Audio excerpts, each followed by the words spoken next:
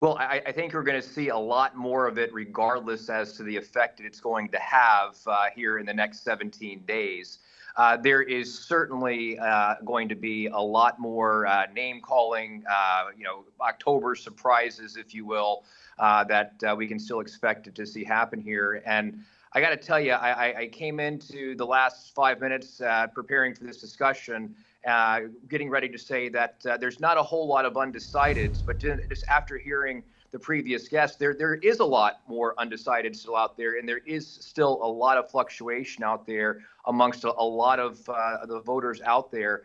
And so I really think that's why we're seeing so much attention being paid and the rhetoric really heating up in these battleground states.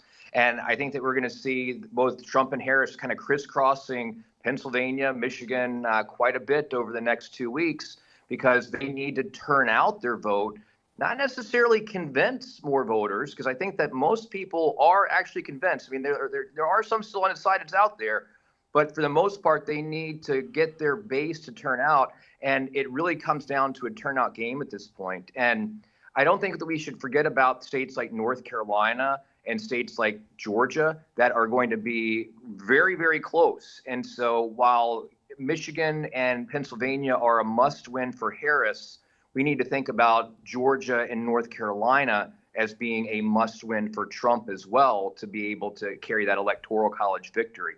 Things are looking pretty good right now. I would have a little bit more confidence if I were in the Trump camp, just because these battlegrounds do show slight leads. But that said, it is incredibly close. I do think that come Election Day, that Kamala Harris will have a large victory in the popular vote, but on the Electoral College, it's going to be razor thin.